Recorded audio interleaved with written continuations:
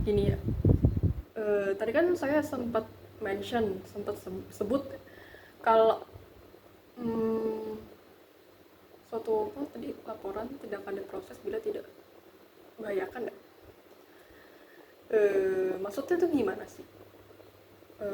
Gini, misalnya dalam situasi saya itu tidak apa ya, tidak berdaya lah gitu, dan saya bingung mau minta tolong sama siapa. Nah, misalkan Anda adalah saksi dari situasi yang saya alami tersebut. Nah, Anda bisa melaporkan ke polisi. Ini bahasa ada bingung, nggak ada yang nolongin, bingung mau minta tolong sama siapa gitu, nggak kenal sama orang sini gitu, atau mungkin ada kendala lain, misalnya HP-nya dicolong orang gitu, atau misalnya kuota habis, nggak bisa jauh, misalnya jauh dari sanak saudara, jauh dari keluarga. Nah, Anda bisa membantu korban gitu. Untuk melaporkan ini tindak kejahatan yang dialami oleh si korban ini gitu loh. Tadi contohnya misalnya ini, misalnya saya udah dizolimin sama seseorang gitu, tetangga gitu misalnya gitu, terus saya jauh gitu, saya orang perantauan gitu, udah gitu saya sering dimaling sama orang gitu, saya bingung gitu, korban ini bingung mau sharing ke siapa ya, mau ke tetangga nggak kenal, mau ke polisi jauh nggak ada buktinya, atau misalnya gimana, tapi Anda menyaksikan nih sebagai saksi gitu, Anda bisa menolong korban gitu loh. Oh ya udah, saya bisa bantu kok gitu. Tolong jelaskan kronologinya gimana gitu, ada kira-kira ada bukti nggak gitu, atau mungkin ada apa ya, jejak-jejaknya gitu, jejak pelaku gitu, apakah ada rekaman HP atau gimana ya, pokoknya ada serpihan jejaknya lah pokoknya gitu. Oh ya saya punya gitu, saya suka ngomong gitu, nah itu bisa. Nah terus juga pelakunya, oh ini pelakunya ini tetangga saya gitu, nah, itu bisa diproses hukum, dikonfirmasi dulu. Ini kalau masih sebatas apa, mungkin belum ke sampai pembunuhan atau perkosaan atau gimana ya. Nah kalau udah ke tahap misalnya kasus pembunuhan, perkosaan segala macam, nah ini kan agak sulit ya. Misalnya kita masuk ke kasus perkosaan, misalnya korban mengalami perkosaan, mengalami pelecehan, hingga dia itu shock gitu, nggak bisa sharing atas apa yang terjadi, ya kan, malu gitu, malu, takut dijudge sama masyarakat atau gimana, karena apa, mindset masyarakat mengenai kasus pelecehan itu masih puro banget, masih jelek banget, kayak misalnya kok lu mau sih ya, kok lu diem aja sih atau gimana ya, perkosaan pelecehan tuh masih, masyarakat tuh masih suka jadiin jokes gitu, itu mah doyan atau segala macam kayak gitu. Saya sering banget ngamatin komentar netizen di Instagram atau di Instagram, sering banget kalau ada kasus-kasus begini, ada berita begini, tanggapannya aneh-aneh, jelek banget, karena jadinya kita nggak bisa dapat informasi dari korban yang mana kita berniat untuk membantu korban. Nah ini susah. Nah terus akhirnya, oh ternyata ada saksi lain nih membantu kita, oh nih saya melihat korban diginiin sama pelaku ini, oh ini pelaku tinggal sekitar sini dan segala macam. Nah itu, nah kita bisa bantu korban, bisa diproses hukum kan laporan tersebut, ya kan, kita bisa ngelapor polisi untuk membantu korban. Kalau masuk ke kasus pembunuhan misal, kalau korban udah mati, korban udah meninggal, gimana caranya ya, tentunya ada di korban kan, makanya ada ini kan, apa namanya,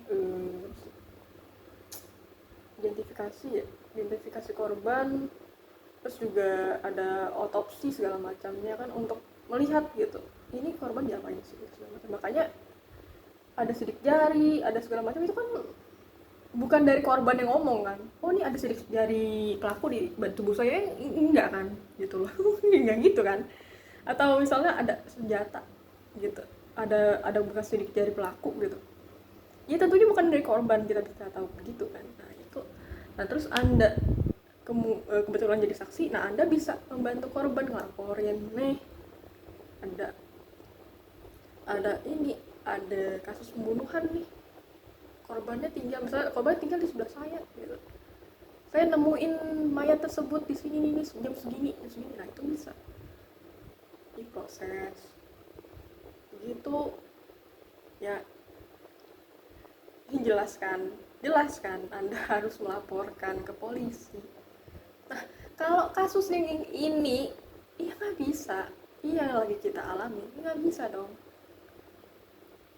Karena apa? Saya masih hidup, saya sudah merasa tidak terganggu oleh kalian. Kalau kalian nggak ngulangin, kalaupun kalian ngulangin pun saya masih sabar ngingetin, tolong jangan percaya gitu aja gitu.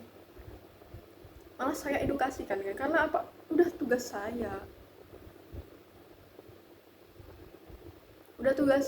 gitu untuk mengedukasi masyarakat, mengayomi masyarakat. Nah kita, tapi tentunya saya tidak bekerja sendiri, kan saya bilang begitu, saya pun masyarakat.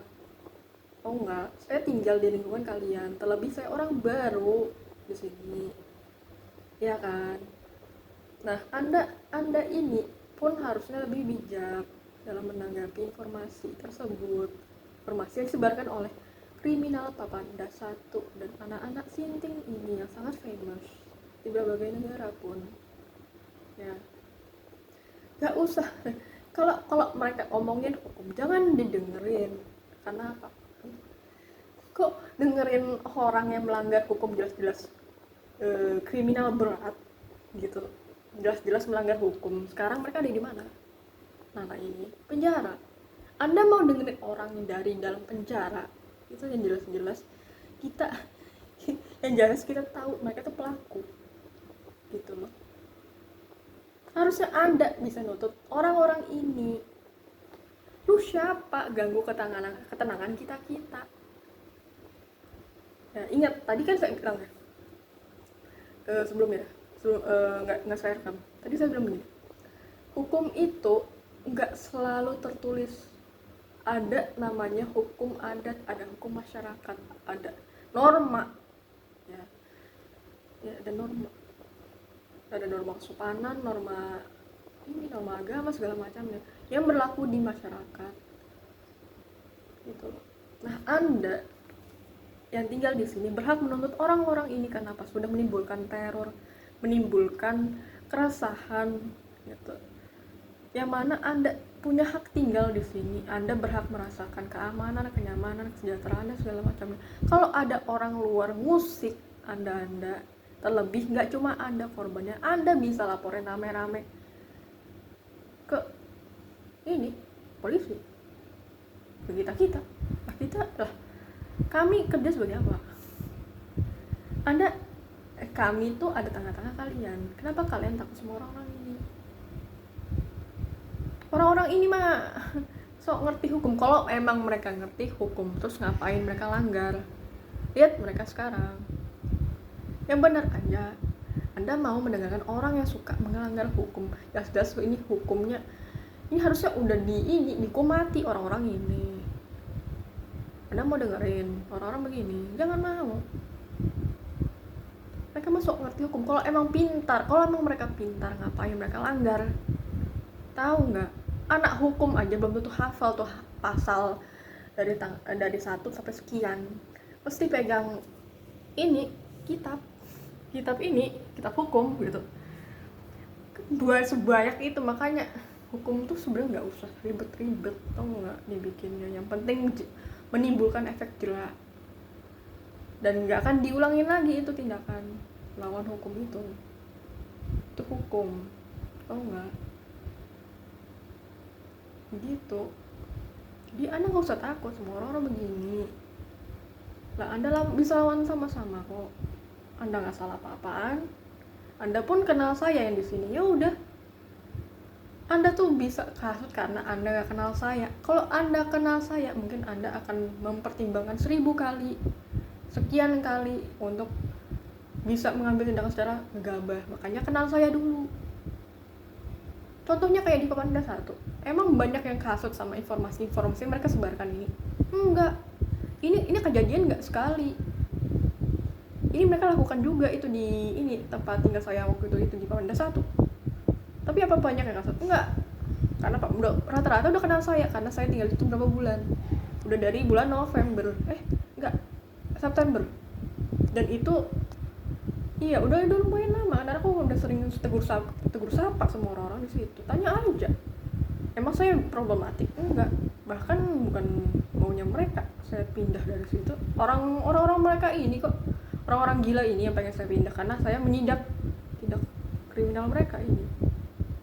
Nah, mereka takut kebongkar karena saya sempat neror ini orang-orang gila ini karena mereka mau ngincar saya. Makanya saya pindah orang-orang ini. Nah, mereka nggak suka. Sebelum ketahuan lebih jauh, sebelum kebongkar lebih jauh, makanya saya didepak dari situ. Begitu. Paham? Ya, gitu sebenarnya.